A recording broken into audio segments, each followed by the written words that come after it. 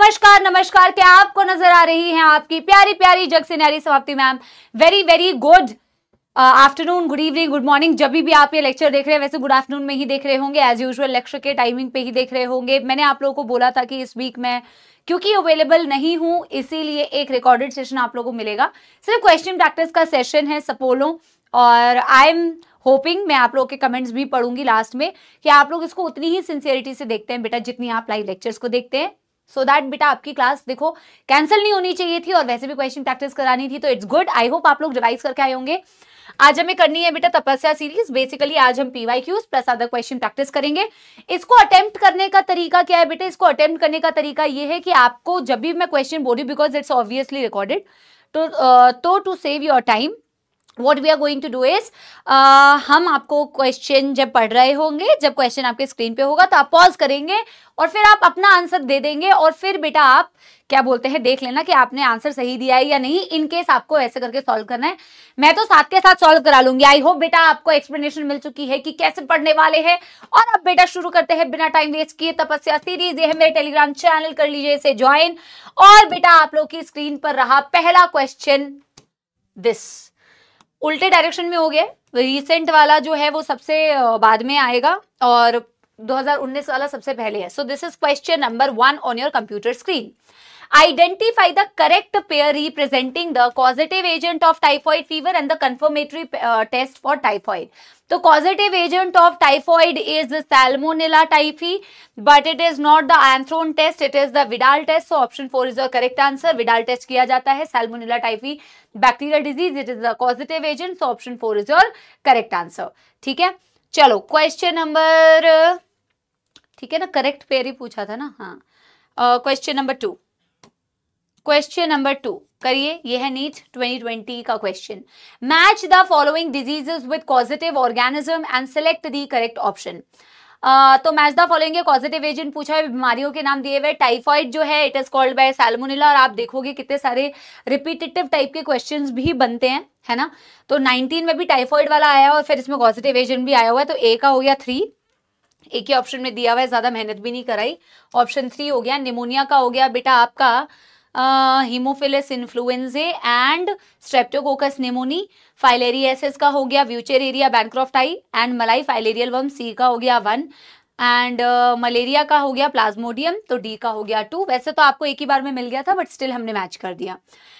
2021 का क्वेश्चन आ गया computer screen पर। अगेन बेटा आप क्वेश्चन का पैटर्न देखना, बीमारियों के नाम, बीमारियों के कॉजेटिव एजेंट, इनसे बहुत रिपीटेटिवली बेटा क्वेश्चंस आते हैं, ठीक है। तो फाइलेरियासिस में क्या बोला हुआ है? फाइलेरियासिस का कॉजेटिव एजेंट हो गया व्यूचेरेरिया बैनक्रॉफ्टाई। देखो वही वाला सेम, अगर 20 वाला अटेम्प्ट किया होता तो 21 वाला भी आपको सिमिलर सा मिल रहा है। ए का हो गया 3, ए का 3, और ये भी बेटा ज्यादा मेहनत नहीं की, एक ही ऑप्शन में दिया हुआ है, option number 2। Amoebiasis entamoeba histolytica, B का हो गया 4। निमोनिया का हो गया हेमोफिलस इन्फ्लुएंजे, सी का हो गया 1 एंड रिंगवर्म का हो गया ट्राइकोफाइटोन एपिडर्मोफाइटोन। आपने ये डिफरेंट जेनरास पढ़े थे बेटा, microsporum, epidermophyton, trichophyton for fungal disease, that is ringworm. तो option 2 is your correct answer. अरे फिर से क्वेश्चन नंबर 3 के बाद हो गया question number 4 and question number 5। Same year के क्वेश्चन है, आप पॉज करके आंसर दे सकते हैं। 2021 के ही क्वेश्चन है। आई एम होपिंग शायद ये 2021 के ही हैं या 2022 के हैं। कुछ उल्टा पुल्टा तो बेटा देखो ईयर से फर्क नहीं पड़ता, ईयर थोड़ा बहुत उल्टा फुल्टा हो सकता है मैंने ये ईयर थोड़े से गलत रखे। एक सेकंड बेटा, है ना। आई थिंक सो कि ये जो क्वेश्चन है ना, दिस इज ईयर 2022। व्हाटएवर बेटा है, तो नीट का ही क्वेश्चन ना, पीवाईक्यू ही है, तो आप इसको अटेम्प्ट कीजिए। देखिए क्वेश्चन नंबर 4 क्या कहता है। Autoimmune disorder is a condition where body's defence mechanism recognises its own cell as foreign body. ये बात तो बिल्कुल सही है। ऑटो इम्यून कंडीशंस बेटा वो कंडीशंस होती है जहां आपके खुद के जो डिफेंस सेल्स हैं, डिफेंस मैकेनिज्म्स है, आपकी जो इम्यून सिस्टम है वो अपनी ही सेल को फॉरेन समझने लगती है। Rheumatoid arthritis is a condition where the body does not attack self cell. नहीं, ये बेटा ऑटो इम्यून की ही कंडीशन है। ऑटो इम्यून की कंडीशन का मतलब ये होता है एक ऐसी कंडीशन जहां बेटा आपकी सेल्फ सेल्स पर अटैक होता है। Autoimmune disorder is a condition जहां आपकी खुद की इम्यून सिस्टम अपने ही सेल्फ और नॉन सेल्फ में डिफरेंशिएट नहीं कर पा रही है। सो मायस्थीनिया ग्रेविस हो गया, रोमेटॉइड आर्थराइटिस हो गया, आपका बेटा ग्रेव डिजीज हो गया जो एक्सोप्थेलेमिक गॉइटर है, ये सारे ऑटोइम्यून डिसऑर्डर्स के मैंने एग्जांपल्स भी लिखवाए हुए हैं. तो this is a false statement obviously. So statement 1 is correct but statement 2 is incorrect. Statement 1 is ये कैसे ऑप्शन बनाया हुआ है, both statement incorrect. Statement 1 is incorrect नहीं भैया, स्टेटमेंट 1 ये ना कुछ उल्टा पुल्टा बनाया हुआ है. देखो स्टेटमेंट 2 तो करेक्ट है ही नहीं, स्टेटमेंट 2 तो करेक्ट है ही नहीं, तो हम अपने हिसाब से कर लेते हैं बेटा. बोथ स्टेटमेंट भी करेक्ट नहीं है तो हमें ना क्या करना पड़ेगा, थोड़ा मॉडिफाई करना पड़ेगा. तो हम ऐसे कर लेते हैं कि ऑप्शन 4 को ऐसे बना लेते हैं कि स्टेटमेंट 1 करेक्ट, थोड़ा गड़बड़ है प्रिंट में ये वाला, एंड स्टेटमेंट 2 इनकरेक्ट, ये कर लेते हैं. ठीक है ना, बोथ इनकरेक्ट नहीं है, बोथ करेक्ट नहीं है. हाँ, अगर ऐसे होता, आज समझ गए ना मेरी कहने का मेरा तात्पर्य क्या था. 1 करेक्ट है, 2 करेक्ट नहीं है, तो ऑप्शन इसके हिसाब से हम 4 मार्क कर लेते हैं. क्वेश्चन नंबर 5 बेटा, select the incorrect statement with respect to acquired immunity. Primary immune response is produced when our body encounters a pathogen for the first time. ये बात तो बिल्कुल सही है, फर्स्ट टाइम तो प्राइमरी इम्यून रिस्पॉन्स होगा. Anamnestic response is elicited on subsequent encounter with the same pathogen. Anamnestic response को बोला जाता है बेटा secondary immune response. Secondary immune response तब आती है जब आप सेम पैथोजन से बेटा सब्सिक्वेंट दूसरा एनकाउंटर होता है. ये बात भी बिल्कुल सही है. Anamnestic response is due to the memory of the first encounter. ये बात भी बिल्कुल सही है. याद है बॉडी को कि पहली बार तूने मेरे साथ क्या किया था. Acquired immune system is non specific, कतई नहीं. एक्वायर्ड इम्यून सिस्टम बहुत ज्यादा स्पेसिफिक होती है. आपसे इनकरेक्ट स्टेटमेंट पूछा हुआ था. So option 4 is the correct answer. Question number करते हैं 6, ये हो जाएगा नीट 2023. ओके, नीट 2023 का करते हैं सवाल बेटा. Match the following. अगेन बेटा पॉजिटिव एजेंट एंड बीमारी. आप एक बार पैटर्न ऑब्जर्व कीजिएगा और आप देखेंगे मैक्सिमम सवाल सरल ही आते हैं बेटा. आप जबरदस्ती ऐसे चीजें या ऐसी चीजें प्रैक्टिस मत कीजिए जो आउट ऑफ कॉन्टेक्स्ट है. यस, एक दो क्वेश्चंस थोड़े से इनडेप्थ होते हैं, इसीलिए थोड़े हम उस टाइप के कंसेप्ट्स भी पढ़ते हैं, अतिरिक्त ज्ञान भी पढ़ते हैं, उस टाइप के क्वेश्चंस भी करते हैं. पर 95% बेटा, मोर देन 95% आपको ऐसे क्वेश्चन मिलेंगे. आप पीवाईक्यूज अभी फॉलो करना सारा. तो रिंगवर्म हो गया बेटा, ट्राइकोफाइटॉन, ए का हो गया 2, ए का हो गया 2, ए का 2, ए का 2. फाइलेरियासिस, ब्यूचेरिया, बैनक्रॉफ्टाई, बी का हो गया 3, बी का हो गया 3. मलेरिया का हो गया बेटा प्लाज्मोडियम वाइवैक्स, सी का हो गया 4. तो ऑप्शन 3 आपको करेक्ट आंसर दिख रहा है. Option 3 is the correct answer. ठीक है, नीट 2023 का ही क्वेश्चन नंबर 7 करते हैं. Heroin, marijuana, cocaine and morphine. तो morphine is a pain killer used as a sedative. ये क्लिनिकल सिग्निफिकेंस भी होती है. तो डी का हो गया बेटा 3, डी का 3, डी का क्या बात है, मैंने एक ही ऑप्शन मार्क किया और एक ही में आंसर मिल गया. ऐसा कैसे हो सकता है गाइज, ऐसा हो चुका है. हीरोइन और ट्रैंक्विलाइजर्स जो हमने पढ़े थे और हमने जो ओपिएट नार्कोटिक्स पढ़े थे, उनका काम ही बॉडी को काम या मतलब एकदम डिप्रेसेंट्स की तरह काम करना होता है. तो heroin slows down the body functions, A का हो गया 2. मैरिजुआना, हशीश, चरस, गांजा, ये सारे कैनाबिनॉइड्स थे और cannabinoids have a effect on the cardiovascular system. And cocaine, Coca alkaloid, Coke, crack, ये सारे बेटा क्या है, स्टिमुलेंट्स है जो इसी में हमने लिखा हुआ था interfere with the transport of the neurotransmitter dopamine. तो सी का हो गया 4. वैसे हमें आंसर मिल चुका था. Option 3 is the correct answer. Question number 8, this is NEET 2024. Given below are the 2 statements. हमने क्लास में भी आप लोगों को करवाया था. वैसे bone marrow is the main lymphoid organ where all the blood cells including lymphocytes are produced. Yes, bone marrow में लिम्फोइड ऑर्गन होता है, प्राइमरी लिम्फोइड ऑर्गन होता है और यहाँ पे बेटा आपके सारे ब्लड सेल्स बनते हैं, आरबीसी, डब्ल्यूबीसी, इनफैक्ट प्लेटलेट्स भी यहीं से बनती है, बोन मैरो से ही बनती है. मेन लिम्फोइड ऑर्गन है जहां सारे लिम्फोसाइट्स प्रोड्यूस होते हैं. टी हो या बी हो बेटा, प्रोड्यूस तो बोन मैरो में होते हैं. मैच्योरेशन का साइट भले ही अलग होता है.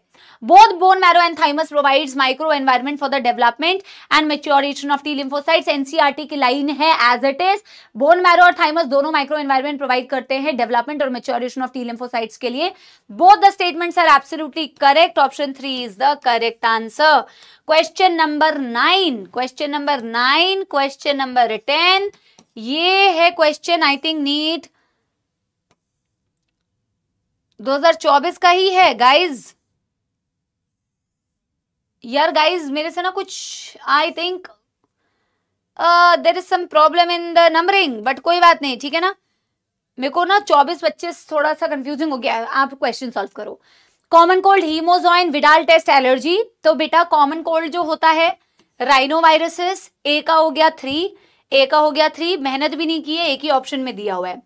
हीमोजॉइन बेटा टॉक्सिक सब्सटेंस, हीमोग्लोबिन का यूटिलाइजेशन होता है मलेरिया के केस में, तो प्लाज्मोडियम हो गया, बी का हो गया 1, विडाल टेस्ट हो गया बेटा टाइफॉइड के लिए, सी का हो गया 2, सी का हो गया 2, एलर्जी डस्ट माइट्स जिसपे, तो ऑप्शन 1 बहुत क्लियरली दिख रहा है। क्वेश्चन नंबर 10 आ रहा है आपके कंप्यूटर स्क्रीन पे। अगेन बेटा ड्रग से रिलेटेड क्वेश्चन है। कोकेन ऑब्टेन फ्रॉम बेटा कोक, कोका एल्केलॉइड, इराइथ्रोजाइलम कोकोआ, ए का हो गया 3। देखो कई क्वेश्चन में बिल्कुल ही ऑप्शंस बनाने में भी मेहनत नहीं की है, but I will suggest you बेटा 5-7 सेकंड ज्यादा लगते हैं, बट पूरा आप अच्छे से पढ़ो, ठीक है ना। यहाँ ऑप्शन 2 तो आपको आंसर दिख रहा है।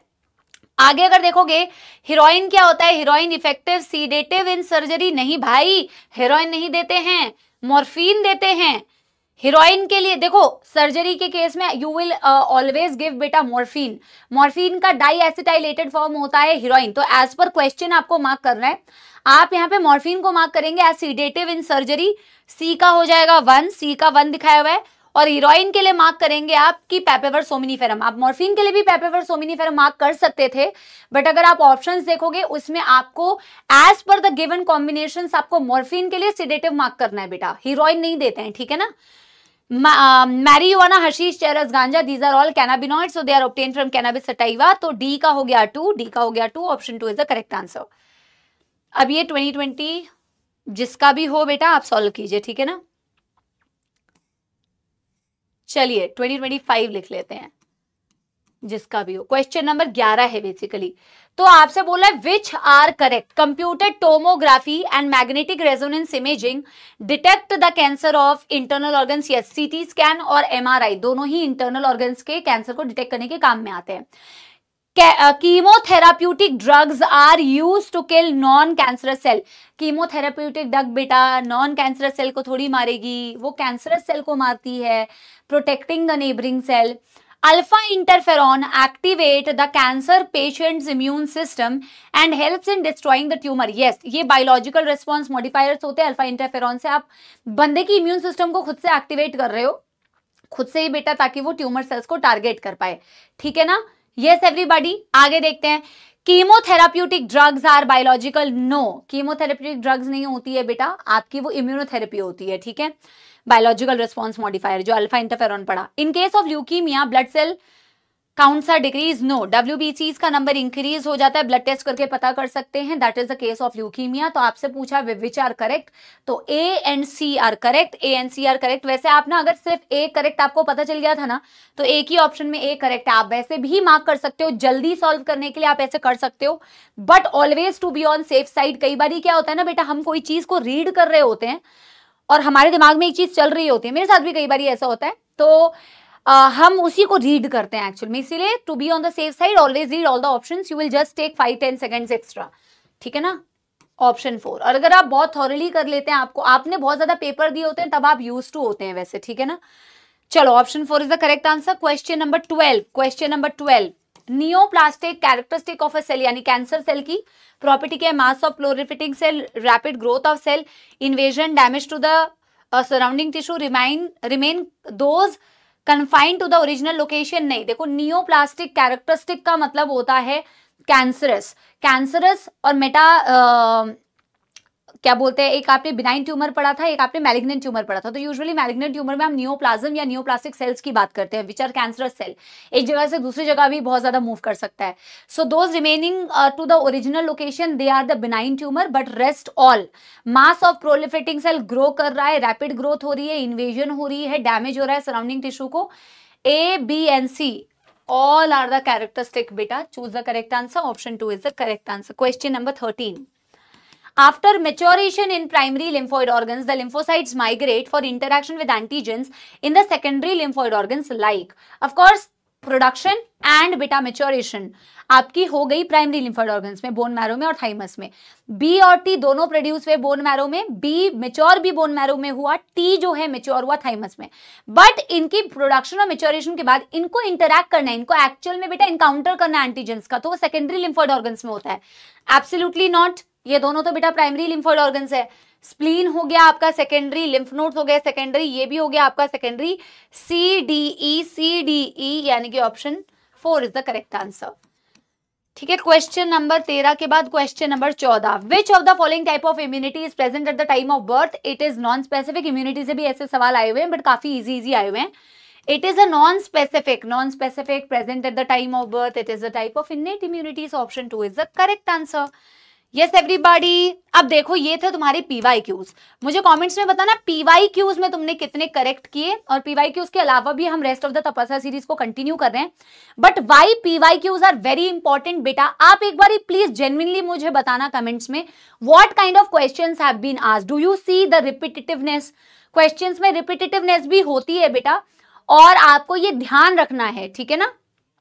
यस, तो क्या बोलते हैं, जरूर देखिए कौन से टॉपिक से बहुत ज्यादा क्वेश्चंस पूछे गए हैं, किस टाइप के क्वेश्चंस पूछे गए हैं, कितने डेप्थ में पूछे गए हैं, और मुझे बताना। अब हम आगे कंटिन्यू करते हैं। ओके जी, क्वेश्चन नंबर 15 बोला है choose the correct statement from the following. इनमें से करेक्ट स्टेटमेंट कौन सा है? N antibody is structurally comprised of 2 polypeptide chain, नहीं 4 पॉलीपेप्टाइड चेन होती है, H2L2 से रिप्रेजेंटेड होता है, 2 heavy chain 2 light chain. Transfer of antibody from mother to infant via colostrum represent a type of active, नहीं पैसिव इम्यूनिटी होती है क्योंकि डायरेक्टली एंटीबॉडीज मिल रही है, वो भी natural passive. Prior to any graft or transplant procedure, ensuring compatibility of ABO group is crucial prerequisite. Prerequisite is too much अंग्रेजी, but guys आपको समझ में आ रहा होगा snacks.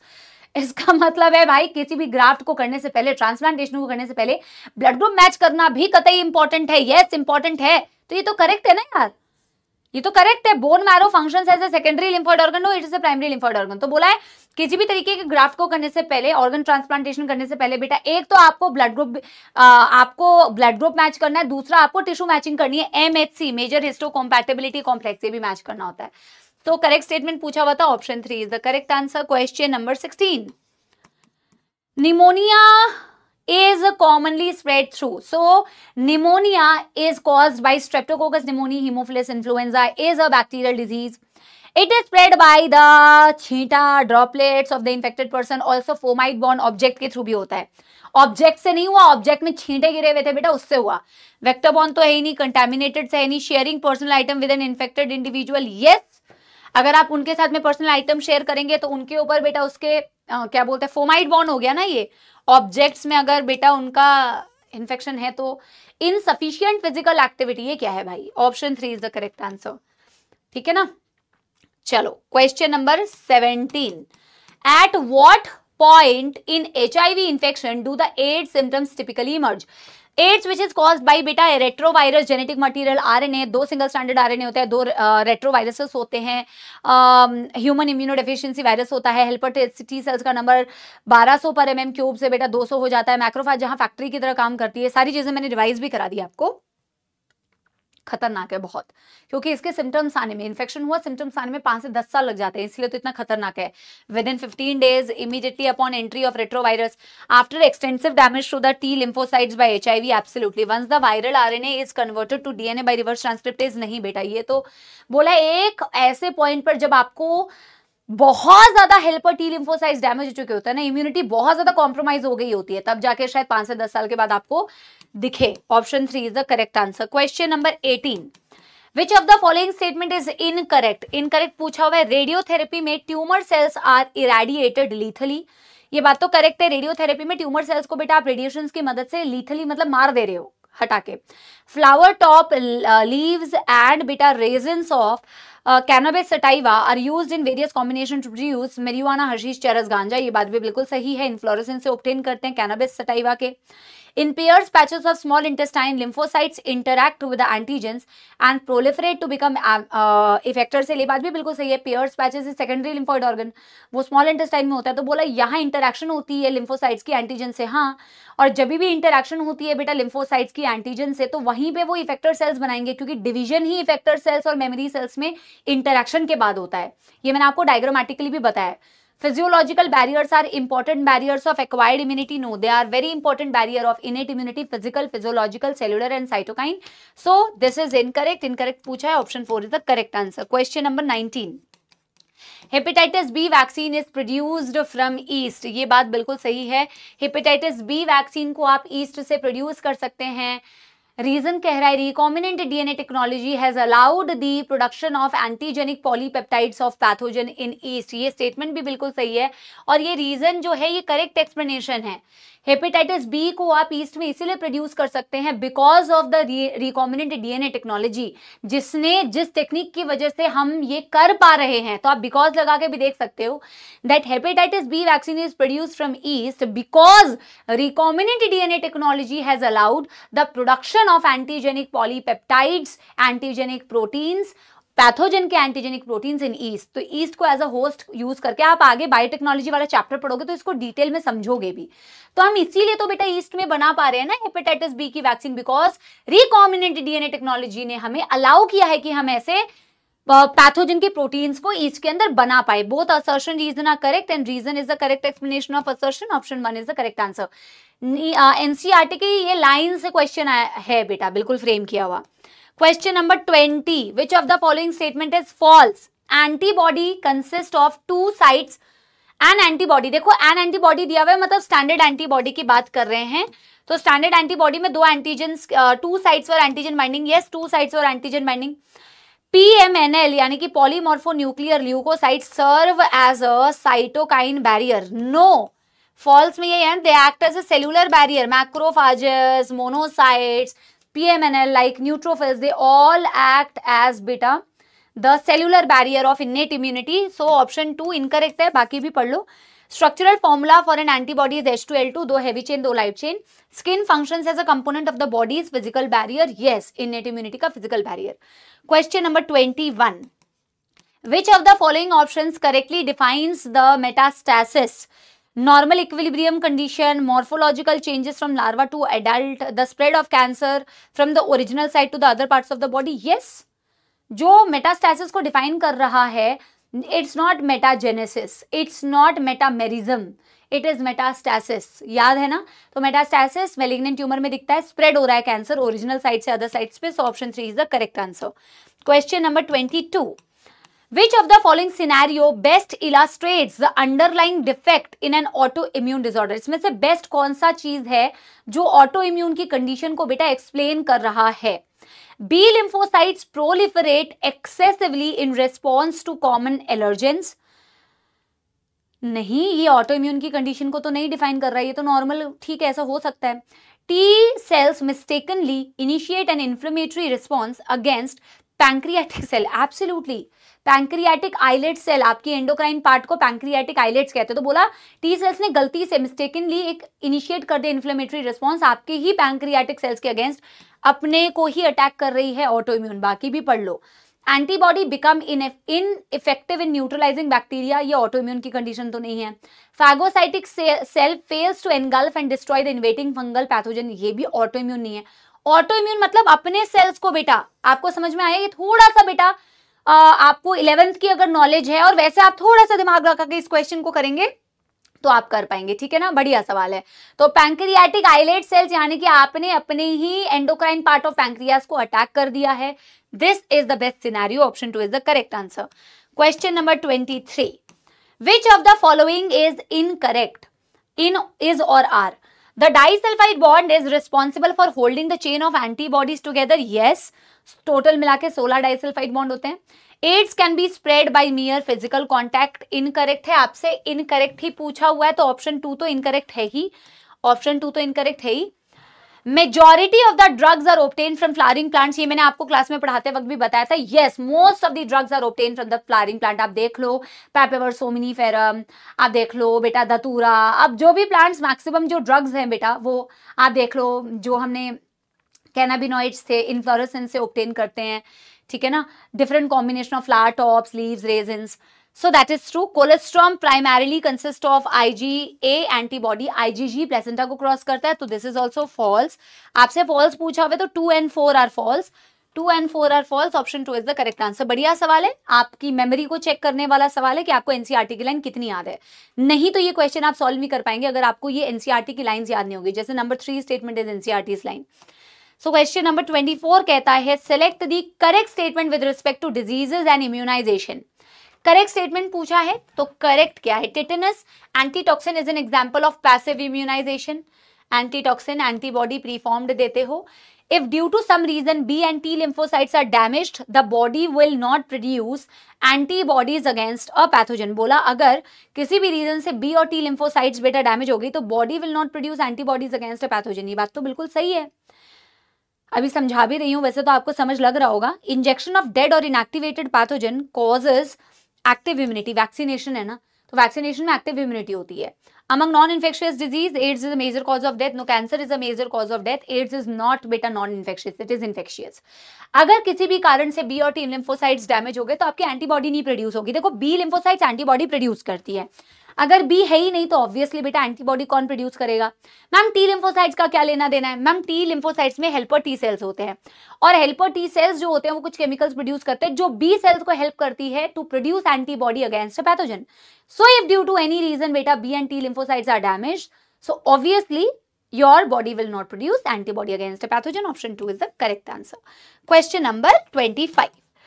Where will you look for the sporozoites of malarial parasites? Sporozoites is the infective stage, जिस stage में आपको infection होता है, जो आपकी मच्छर के सलाइवरी ग्लैंड में स्टेज स्टोर होती है।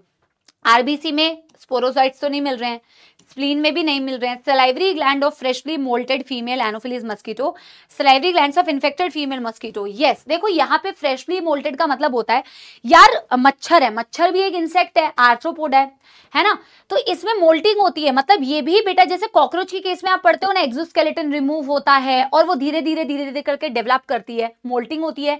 तो एक फ्रेशली मोल्टेड एनोफिलीज जो अभी अभी मोल्ट करके एडल्ट में कन्वर्ट हुई है, फ्रेशली मोल्टेड में आपको कहां से मिल जाएगा? है ना, अभी तो भाई ताजा वो मोल्ट होके बनी है एडल्ट, है ना, तो फ्रेशली मोल्टेड में नहीं मिलेगा, इन्फेक्टेड में आप कह सकते हो। हालांकि उसके अंदर बस इन्फेक्टेड स्टेज होता है, इसके कहने का मतलब ये है कि उसके सलाइवरी ग्लैंड में इन्फेक्टेड स्टेज पाई जाएगी, ऑब्वियसली उसको मलेरिया तो नहीं हो रहा है। Option 4 is the correct answer. As a host और एज अ वेक्टर काम करती है। Question number 26, which statement regarding entamoeba histolytica is false? Entamoeba histolytica बेटा देखो पूरे क्वेश्चंस में आपके हर एक बीमारियां, हर एक टॉपिक कवर करने की कोशिश की गई है सो दैट आपके सारे टॉपिक्स बेटा अच्छे से रिवाइज हो जाए। तो पर्पस आपका यही होना चाहिए कि सारे टॉपिक्स रिवाइज हो जाए क्वेश्चंस के through.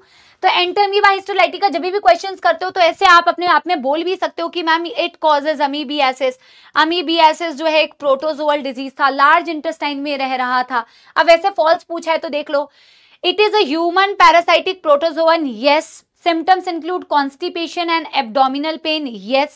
It primarily parasitize the human small intestine. No, large intestine. Small intestine में बेटा हमने पढ़ा था Salmonella typhi in case of typhoid. तो ये तो नहीं होता है ma'am. House fly mechanically transmits the parasite to the food. ये बात बिल्कुल सही है बेटा कि मैकेनिकल कैरियर की तरह ये काम करते हैं, पैरासाइट को कैरी करके आपके फूड और वाटर को कंटामिनेट करते हैं। तो इनकरेक्ट स्टेटमेंट बेटा ऑप्शन 3 हो जाएगा। Just give me a second, ठीक है, just give me a second. चलो कंटिन्यू करते हैं बेटा, कंटिन्यू करते हैं।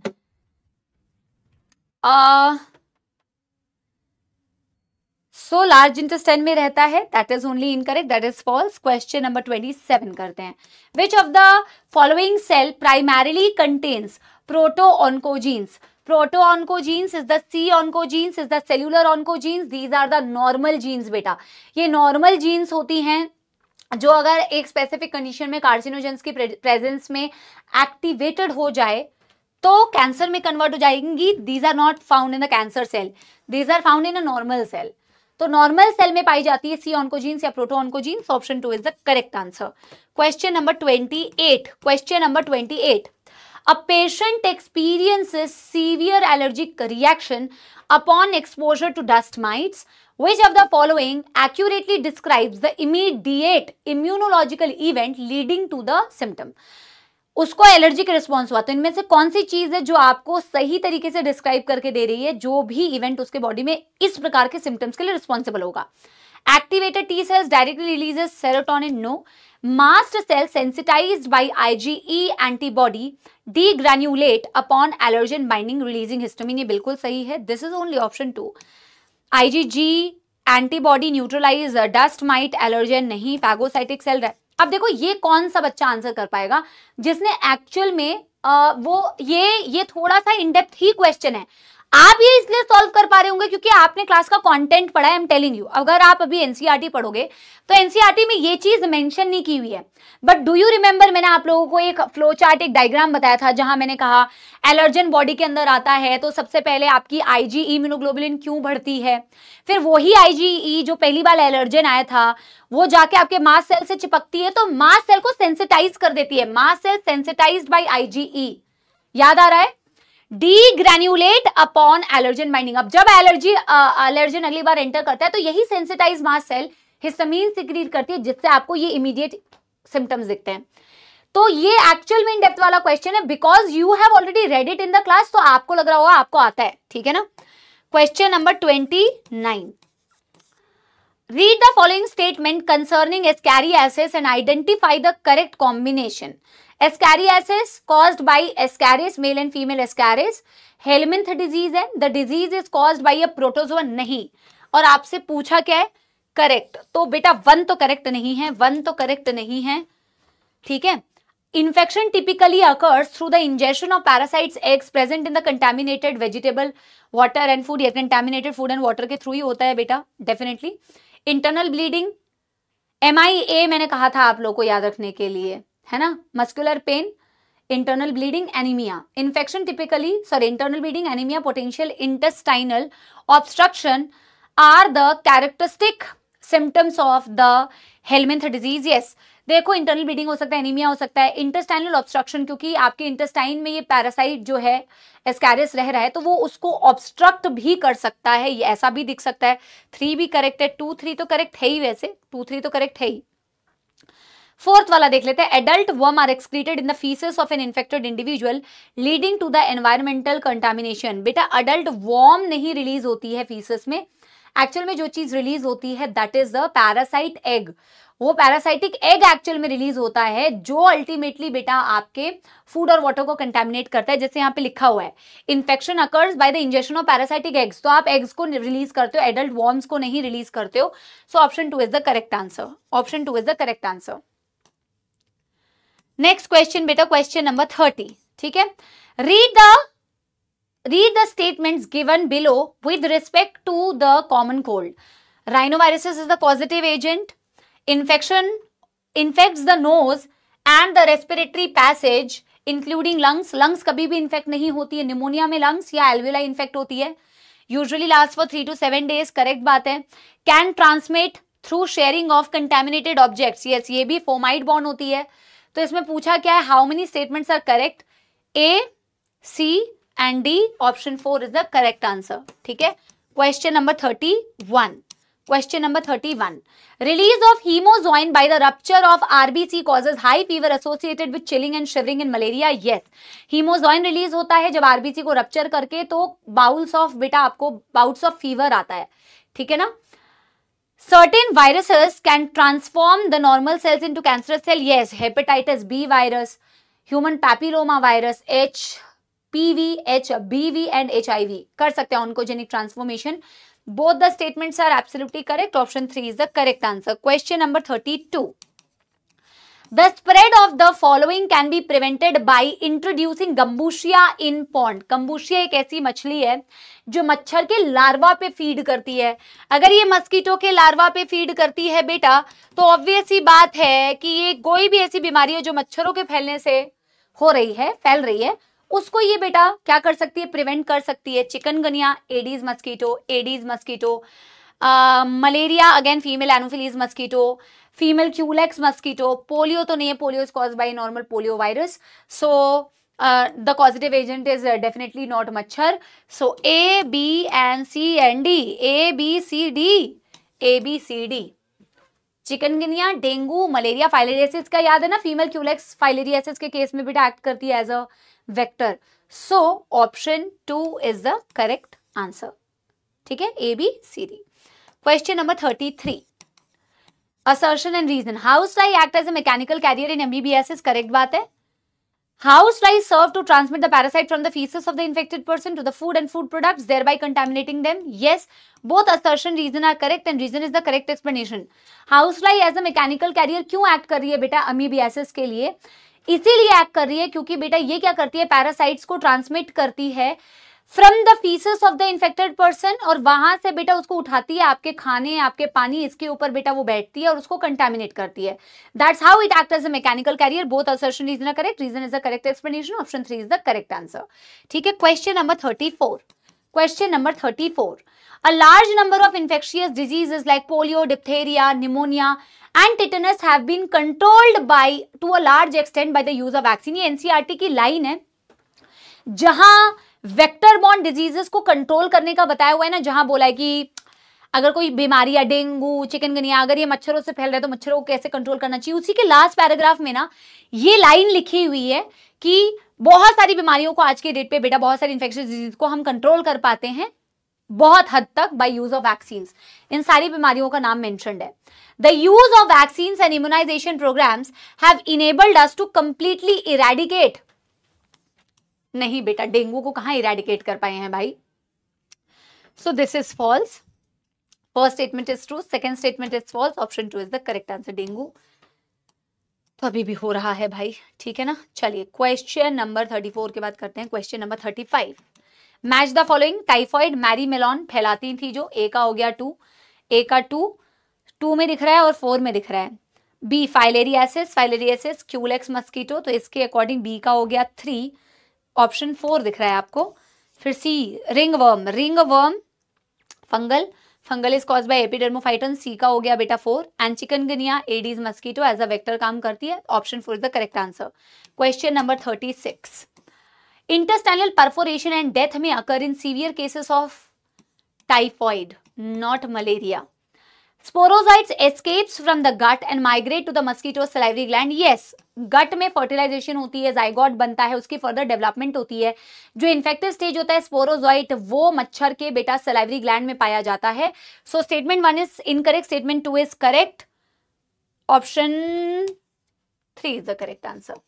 Question number 37, The principle of immunization or vaccination is based on the property of the memory of the immune system. Yes, vaccination और immunization का जो principle है that is memory.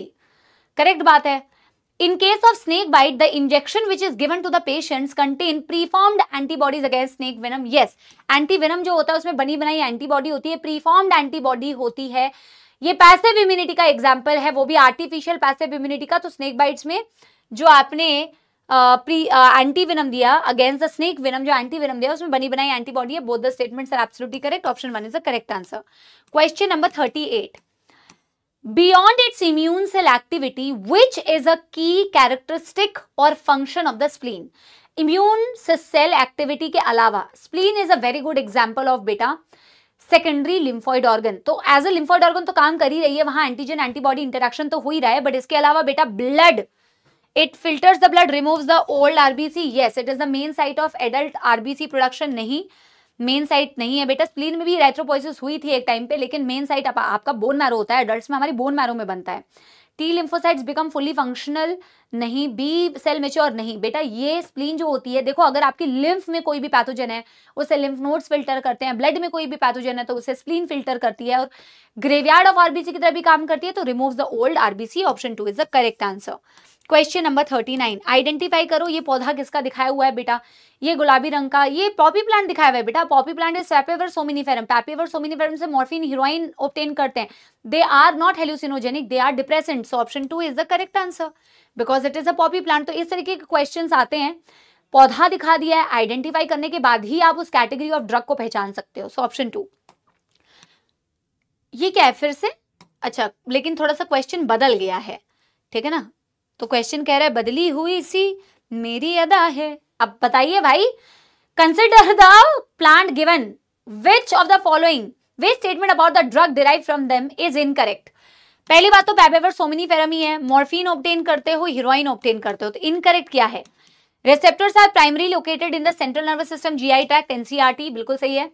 It is extracted from the latex of the plant, yes, latex of the poppy plant से morphine को obtain किया जाता है। The compound obtain is typically white, odourless, bitter, crystalline substance. Heroin के बारे में बात करें, which is commonly known as smack, उसकी प्रॉपर्टी ऐसी होती है। This drug functions as a stimulant, बिल्कुल भी नहीं, इट इज अ डिप्रेसेंट। अभी पिछले क्वेश्चन में ये वाली प्रॉपर्टी मेंशन कर दी थी कि ये डिप्रेसेंट होता है, तो option 4 is the correct answer. Question number 41, A research scientist introduces a mutation, very good question, इसको ध्यान से पढ़ के एक बारी करो, इजी है, थोड़ी सी लैंग्वेज अलग है। बोला एक रिसर्च साइंटिस्ट ने क्या किया, एक म्यूटेशन इंड्यूस किया, induces a mutation that artificially enhances the contact inhibition in rapidly dividing neoplastic cell. What is most likely cellular outcome? बोला कि एक रिसर्च साइंटिस्ट ने म्यूटेशन कराया, म्यूटेशन मतलब एक बदलाव कराया, किसमें? एक रैपिडली डिवाइडिंग कैंसर सेल में या न्यूप्लास्टिक सेल में, जो एक्चुअल में अभी रैपिडली डिवाइड कर रहा था, जो कॉन्टैक्ट इनहिबिशन को फॉलो भी नहीं कर रहा था, यानी कि वो डिवाइड करता जा रहा था, लेकिन इसमें ऐसा म्यूटेशन कर दिया है जिसने कॉन्टैक्ट इनहिबिशन को एनहांस कर दिया है। इसमें पहले तो कॉन्टैक्ट इनहिबिशन नहीं थी, अब क्योंकि कैंसर है ना, तो कॉन्टैक्ट इनहिबिशन नहीं है, कॉन्टैक्ट में आने पर भी वो डिवाइड करना नहीं छोड़ रहा है, डिवाइड करते जा रहा था, लेकिन म्यूटेशन से आपने इनहांस किया कि इसमें कॉन्टैक्ट इनहिबिशन हो। तो अगर म्यूटेशन से आर्टिफिशियली एनहांस किया आपने कॉन्टैक्ट इनहिबिशन को, एनहांस मेटास्टैसिस तो नहीं दिखेगी, एंजियोजेनेसिस इनहिबिट नहीं होगी, सप्रेशन जरूर हो जाएगा अनकंट्रोल्ड सेल प्रोलिफरेशन का, क्योंकि अगर कॉन्टैक्ट इनहिबिशन की प्रॉपर्टी इसमें आ गई तो ये कॉन्टैक्ट में आने पर नेबरिंग सेल्स के it will stop dividing. Got my point? So it is a good question, थोड़ी सी लैंग्वेज अलग है, बट आई एम श्योर आप कर पाए होंगे। Question number 42, A person is diagnosed with multiple small tumor masses in different organs, all genetically similar to the primary lung tumor. What mechanism most likely led to this presentation? एक इंसान जिसको बहुत सारे छोटे छोटे ट्यूमर्स उसकी body में detect किए गए हैं अलग अलग ऑर्गन्स में, जब उनको देखा गया तो प्राइमरी ट्यूमर से बिल्कुल जेनेटिकली सेम है, जो कि लंग्स में था, प्राइमरी मेन ट्यूमर। तो क्या रीजन है बेटा ऐसा होने का? रीजन ये है कि ये मेटास्टैसिस कर चुका है। ओरिजिनल जो ट्यूमर था, जो कि बेटा लंग्स में मौजूद था, अब उसकी मेटास्टैसिस हो चुकी है, तभी तो बेटा वो एक जगह से आगे बढ़ के दूसरी जगह पे फैल चुका है। Invasion of the local tissue via lymph, via blood होता है, पहली बात तो। Cell differentiation in situ, cell dedifferentiation sorry दिया हुआ है। मेटास्टैसिस तो भाई ये जो दिखा रहा है, this shows that there is a metastasis. कौन सी मैकेनिज्म से हुआ है? So the mechanism is metastasis through blood circulation. Option 3 is the correct answer. Question number 43. A pathologist examines a tissue sample under a microscope. Histopathological study किया उसने to confirm a suspected cancer. If this tissue was obtained using a technique that involves cutting a piece of suspected tissue into thin sections and staining it, which method was adopted? Biopsy. आपने biopsy किया है। अगर आपको internal organs का बेटा देखना होता cancer, तो सीटी स्कैन करते, रेडियोग्राफी करते, एमआरआई करते, रेडियोग्राफी करते, ठीक है ना। और अगर आपने टिश्यू सेक्शन किया है तो फाइन टिश्यू सेक्शन करके उसमें चेक करने के लिए एब्नॉर्मैलिटी, आपने बायोप्सी किया, जब उसको एक पैथोलॉजिस्ट ने एग्जामिन किया अंडर माइक्रोस्कोप, उसी को आपने हिस्टोपैथोलॉजी बोला। So definitely option 4 is the correct answer. Question number 44, assertion and reason. Leukemia, which is a blood cancer beta, it can be diagnosed through blood test because blood test can detect abnormal cell count. Yes, both assertion reason are correct. Reason is the correct explanation. Leukemia, which is blood cancer, is increase in number of WBC. blood test करके कैसे पता चलता है? क्योंकि blood test से आप count, आपको पता चल जाएगा कौन सी सेल का क्या नंबर है। और ब्लड टेस्ट एक बहुत ट्रेडिशनल मेथड है बेटा। ब्लड टेस्ट हो गया, यूरिन टेस्ट हो गया, ट्रेडिशनल मेथड्स आप अभी पढ़ोगे बायोटेक्नोलॉजी वाले चैप्टर में भी। कन्वेंशनल मेथड्स होते हैं जिनसे आप कई सालों से बहुत सारी बीमारियों का पता लगा रहे हैं, आपके रक्त के टेस्ट और यूरिन के टेस्ट से। Option 3 is the correct answer. Question number 45, which of the following is incorrect? Smoking is prevalent in society both among young and adult. Yes, young and old बहुत प्रीवैलेंट है, बिल्कुल सही बात है। Erythroxylum coca is native to South Africa. कितने लोगों को याद आ रहा है? ये क्लास में पढ़ाया था। पॉइंट्स मैंने बहुत अच्छे से ड्रग्स के, मुझे लग रहा है ड्रग्स आपको पॉइंट टू पॉइंट एक एक बेटा याद होगा, जिस हिसाब से मैंने आपको पूरा बहुत डिफाइन तरीके से पढ़ाया है। ठीक है ना। तो आपको पॉइंट याद आ रहा होगा, राइथ्रोजैलम कोकोआ साउथ अमेरिका, अमेरिका बोला था मैंने, और मैंने पूछा भी था कितने लोगों को पता है। तो ये गलत है वैसे तो, फिर भी बाकी स्टेटमेंट्स पढ़ लो। Addiction is a psychological attachment to certain effects such as euphoria, temporary feeling of well being associated with drugs and alcohol. बिल्कुल एडिक्शन उसी को कहते हैं। एक्सेसिव डोजेज ऑफ ड्रग्स में lead to coma and death due to respiratory failure. Yes, आप drugs का overdose करो, आप अल्कोहल का कंबाइन करके ओवरडोज करो तो इससे बेटा डेथ भी हो सकती है, रेस्पिरेटरी फेलियर, हार्ट फेलियर या सेरिब्रल हिमोरेज की वजह से, which is bleeding, internal bleeding in the brain. Option 2 is the incorrect statement. Question number 46, पहचान कौन किसका स्केलेटल स्ट्रक्चर दिया हुआ है, कैनाबिनॉइड का। So this is the skeletal structure of cannabinoid, यानी कि option 1 is the correct answer. Not morphine, not benzodiazepine, ठीक है ना, बारबिचुरेट यानी कि ट्रैंक्विलाइजर भी नहीं है। Chemical structure of amphetamines, no. Question number 47, smoking causes oxygen deficiency in the body, absolutely right. Smoking से क्यों होती है, देखो रीजन पहले पढ़ो। Smoking increases carbon monoxide content in the blood and reduces the concentration of haem bound oxygen, बिल्कुल सही है, करेक्ट एक्सप्लेनेशन है। Option 2 is the correct answer. भाई स्मोकिंग की वजह से जो है ऑक्सीजन की कमी क्यों होती है, क्योंकि हीमोग्लोबिन बाउंड ऑक्सीजन बहुत कम दिखता है। जब भी हीमोग्लोबिन के पास ऑप्शन है, एक इसके साथ कार्बन मोनोऑक्साइड बाइंड कर सकते हैं, एक ऑक्सीजन, तो कार्बन मोनोऑक्साइड की 250 टाइम 200 से 250 टाइम ज्यादा एफिनिटी होती है हीमोग्लोबिन के लिए कंपेयर टू ऑक्सीजन। सो बहुत तेजी से बाइंड करता है बेटा वो। सो स्मोकिंग से CO का कंटेंट बढ़ जाता है, जिसकी कारण से ऑक्सीजन उतना बाइंड नहीं कर पाएगा, and that is the reason why there is a deficiency of oxygen. So option 2 is the correct answer. Question number 48, now sedative is a morphine, ए का हो गया 3, ऑप्शन 4 में ही दिख रहा है वैसे मुझे। इंटरफेयर विद डोपामीन, डोपामीन से कौन इंटरफेयर करता है बेटा, आपकी कोकेन, तो बी का हो गया 1, बी का हो गया 1, दिख भी रहा है। इंसोम्निया को ट्रीट करते हैं, स्लीपलेसनेस, ट्रैंक्विलाइजर्स, याद है मैंने आपको बताया भी था, फ्रेंड्स का एग्जांपल भी दिया था, सी का हो गया 4। और effect on cardiovascular activity, pumping effect को बढ़ाता है, कैनाबिनॉइड्स, हशीश, चरस, गांजा, डी का हो गया 2, डी का हो गया 2। ऑप्शन 4 तो मैं मार्क ही कर चुकी हूं। Question number 49, excessive doses of cocaine can cause hallucinations. Yes, वैसे तो ये हैलुसिनोजन नहीं है, ये स्टिमुलेंट की तरह काम करता है, बट अगर एक्सेसिव डोजेज हो जाए, एनसीईआरटी की लाइन है, मैंने रीड भी कराई थी, तो हैलुसिनेशंस होती है।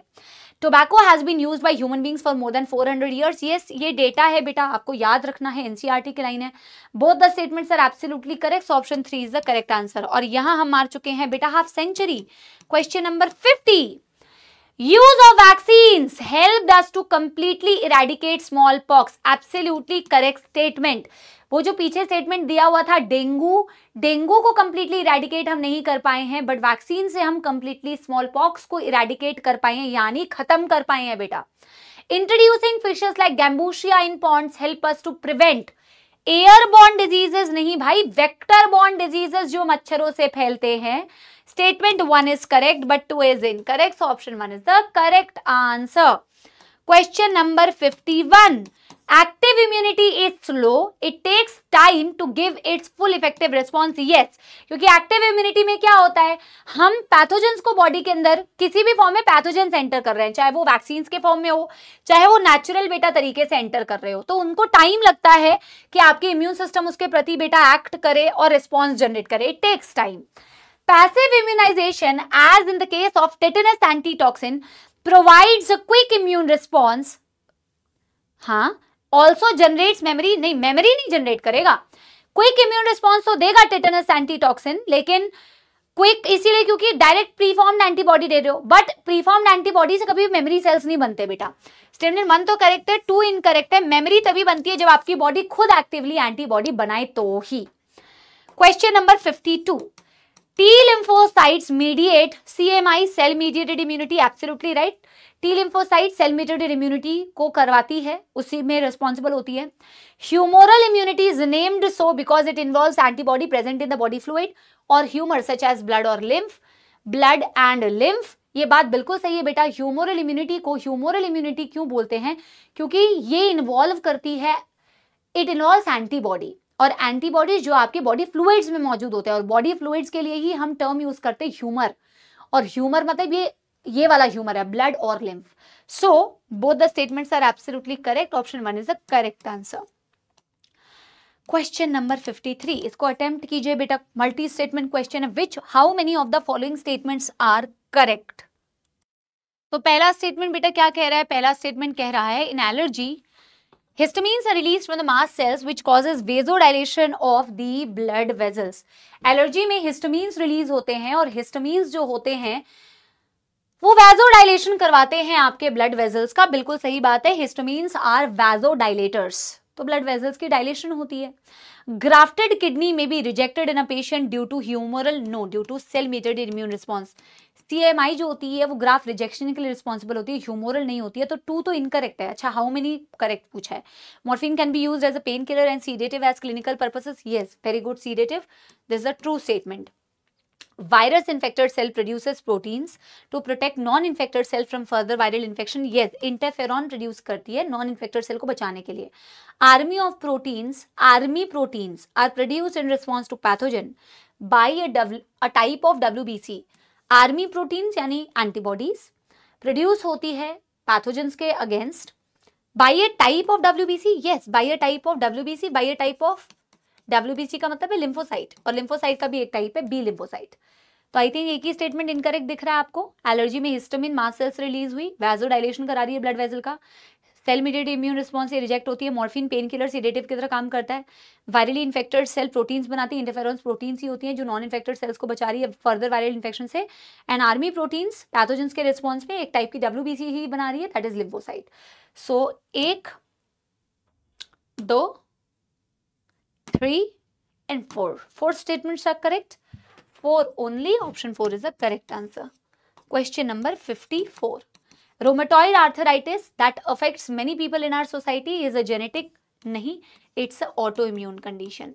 Genetic condition locomotion and movement में हमने एक पढ़ा था muscular dystrophy. Higher vertebrate cannot distinguish foreign molecules as well as foreign. No, they can. This is incorrect. Both statements are incorrect. Option 2. Higher vertebrates की तो property है कि हम distinguish कर सकते हैं. Until and unless we suffer from autoimmune conditions, हम बहुत अच्छे से distinguish कर सकते हैं. Question number 55. Transformation of normal cell into cancerous neoplastic cell may be induced by carcinogens like physical, chemical or biological agents. Yes, आपकी normal cell cancerous cell में transform हो सकती है न्यूप्लास्टिक सेल्स में by carcinogens, cancer causing agents, ionizing radiations like X-rays and gamma rays and non-ionizing radiations like UV rays can cause a DNA damage leading to neoplastic transformation. Yes, आपके DNA में changes कर सकती है, बदलाव कर सकती है ये आपकी radiations which are physical agents. NCERT की लाइन है, both the statements are absolutely correct. Option 1 is the correct answer. Question number 56. There is always a time lag between infection and appearance of AIDS symptom which may vary from a few months to many years. That is absolutely correct. Time lag होता है, symptoms आने में बहुत वक्त लगता है, कुछ महीनों का, कुछ सालों का भी हो सकता है, 5 to 10 years हो सकता है। ये NCERT की लाइन है, बिल्कुल सही है। HIV AIDS can be spread by physical contact also, never by physical contact. आप बैठ सकते हैं उसके साथ बेटा, खाना खा सकते हैं, उठ बैठ सकते हैं, only through the body fluids and जो भी mode of transmissions मैंने आपको बताए हैं. So first statement is correct, second is incorrect, option 2 is the correct answer. Question number 57. The overall ability of the host to fight the disease causing agents conferred by the system, immune system is called immunity. Immunity की पहली line ही है. Overall हमारी जो ability होती है, ये सब lines बेटा इसीलिए ली हुई है ना, सो दैट आपकी एनसीईआरटी भी ओवरऑल रिवाइज हो जाए. और मैं आपसे बार बार कह रही हूं, मैक्सिमम एनसीईआरटी आप लोगों को जितनी बार आपने रिवाइज की होगी, जितने अच्छे से रिवाइज की होगी, उतना ज्यादा आप मैक्सिमम क्वेश्चंस को अटेम्प्ट कर पाएंगे. आपने पीवाईक्यूज देख लिए हैं, आप जितना कम एनसीईआरटी को अच्छे से रीड करके जाओगे उतना ही कंफ्यूज रहोगे बेटा. So that's why multiple times NCERT revision is very very important to remember the lines and they will help you in these questions. हालांकि स्टेटमेंट बेस कम ही आते हैं बेटा, ठीक है ना, मैक्सिमम तो एमसीक्यूज ही आएंगे. दूसरा स्टेटमेंट कहता है इनेट इम्यूनिटी स्पेसिफिक. नो, ये नीट में भी आया हुआ सवाल है. इनेट इम्यूनिटी स्पेसिफिक नहीं होती है, एक्वायर्ड स्पेसिफिक होती है. 1 is correct, 2 is incorrect, option 2 is the correct answer. Question number 58. Which diagnostic technique is recommended for detection of a patient who is suspected to be suffering from typhoid. Typhoid के लिए आप Widal test ही करोगे बेटा, CT MRI ELISA तो cancer के लिए, ads के लिए किया जाता है एलाइजा, है ना, और एमआरआई सीटी स्कैन आपने देखा है फॉर कैंसर किया जाता है, तो विडाल टेस्ट करोगे, option 4 is the correct answer. Question number 59, smack, heroin is commonly called as smack, coke, cocaine, crack, ठीक है, तो smack is called as the heroin. It is obtained from the latex of poppy plant, Papaver somniferum. Option 1 is the correct answer. Next question करते हैं बेटा, question number 60. This is the question number 60. A plant native to South America is the source of a drug addiction, which is CNS stimulant. पहली बात तो south America दिया हुआ है, native to South America means they are talking about cannabis, sorry erythroxylum coca, erythroxylum coca. अभी आप question कर चुके हो तो आपको समझ में आ रहा होगा, क्योंकि erythroxylum coca which is native to South America, यहाँ से ऑब्टेन करते हैं बेटा cocaine which is a coke, crack, stimulant की तरह काम करता है, एक्टिविटी बढ़ाता है, and it interferes with the transport of the neurotransmitter dopamine. Option 2 is the correct answer. तो इनडायरेक्ट क्वेश्चन है, बट आई एम श्योर अभी आप सॉल्व कर पाए होंगे जो आपने इतने सारे क्वेश्चन किए हैं। Question number 61, antigen binding sites और antibodies present on which terminal. तो एक एंटीबॉडी, 2 हेवी चेन्स होते हैं, 2 लाइट चेन्स होते हैं, ये एन टर्मिनल होता है, प्रोटीन है तो बेटा एन और सी टर्मिनल तो होगा ही होगा, ये एन टर्मिनल्स होते हैं हेवी और लाइट चेन के, ये heavy chain light chain disulphide bond से कनेक्टेड होते हैं। यहाँ पे आपको दिखता है बेटा ये एक स्टैंडर्ड एंटीबॉडी का स्ट्रक्चर है, यहाँ एंटीजन बाइंडिंग साइट्स दिखती है जिन्हें पैराटोप्स कहते हैं, 2 पैराटोप्स है स्टैंडर्ड एंटीबॉडी में, towards the N terminal obviously, and between 1 heavy chain and 1 light chain. So option 3 is the correct answer. ठीक है, so that's all for today. Thank you so much. I hope आप लोगों के लिए बेटा lecture useful रहा होगा। ये पुरानी मेडिजी का ही हमने स्क्रीनशॉट लगा के रखा है, बट आप लोगों को ऑलरेडी मैं बता चुकी हूँ। आप लोगों के पास जब तक ये वीडियो आएगी तब तक तो खैर आई थिंक इंडिपेंडेंस डे पे भी कुछ सेल्स आ रहे हैं, मैं अपडेट भी कर दूंगी। सो मेडिजी 2.0 आपके PW स्टोर पर। अब बेटा मौका दो कि मैं दूसरा जो है वो लगा पाऊँ, यहाँ पे स्क्रीनशॉट मुझे भी बेटा मैं हटाना भूल गई हूँ, ये मेडिजी 1 है, तो PW स्टोर पे भी आपको मिलेगी, आपको Amazon, Flipkart etcetera etcetera etcetera पे मिल सकती है। जब भी किताब खरीदो तो अपना रिव्यू, अपना फीडबैक जरूर दो, ठीक है ना। Thank you so much for attending the lecture. आप जरूर बताना ओवरऑल आप लोगों ने कितने क्वेश्चंस कैसे कैसे सही किए, कितने सही किए, और आपने PYQs में ओवरऑल कितना करेक्ट किया। देखो आपके चैप्टर्स जैसे जैसे फिनिश होते जा रहे हैं बेटा, मेक श्योर कि आप उनको रिवाइज अच्छे से करो। आप जो भी चैप्टर स्टार्ट करो बट पुराना हमेशा कंटेंट आपको रिवाइज करना है। ह्यूमन रिप्रोडक्शन हो गया, रिप्रोडक्टिव हेल्थ हो गया है, ह्यूमन हेल्थ एंड डिजीजेस हो गया है, आपके आगे बोर्ड्स भी आने वाले हैं, तो मेक श्योर बेटा एक तो बैकलॉग बिल्कुल भी ना हो। That's why I am saying be it a recorded session or a live session, you have to attend all these session so that there are no backlogs, okay. Because अगर backlogs अभी से create करोगे, boards में panic करोगे, last में आते आते 11th revise होगा, तो आप फोकस नहीं कर पाओगे बेटा कि मुझे 11th रिवाइज करनी है अभी, कि मुझे बैकलॉग कवर करना है अभी, कि यार मैं बोर्ड्स की अलग से तैयारी करूं, तो you will be all panicking, ठीक है ना। तो पैनिक सिचुएशन से अपने आप को रोकने का तरीका यही है, दिस इज बेटा द टाइम। वैसे स्टार्टिंग से ही पढ़ने के लिए कहा गया था तुम लोगों को जब तुम आए थे 11th बर्बाद के साथ, ठीक है ना। बट अगेन बेटा जिसको जो करना होता है वो तो वही करता है, जब तक एंड मोमेंट नहीं आ जाता ना तब तक पढ़ना स्टार्ट नहीं करता है। बहुत बहुत धन्यवाद। ऑफ कोर्स आपको ये गाना सुना देते हैं, उसके बाद आप लोग की टाटा बाय बाय करते हैं, और हम अगले वीक मिलेंगे विद अ न्यू चैप्टर, जो भी आपके क्या बोलते हैं प्लानर में दिया गया है बेटा, उसके अकॉर्डिंग ही हम चैप्टर स्टार्ट करेंगे, ठीक है ना। चलो आप गाना सुनाते हैं आप लोगों को। क्या खूब रब ने किया, बिन मांगे इतना दिया, वरना है मिलता कहाँ हम काफिरों को खुदा। हाँ हंसी बन गए, हाँ नमी बन गए, तुम मेरे आसमां मेरी ज़मीं बन गए। हाँ हंसी बन गए, हाँ नमी बन गए, तुम मेरे आसमां मेरी ज़मीं बन गए हो। Thank you so much, see you all next week, bye bye, love you all, धन्यवाद।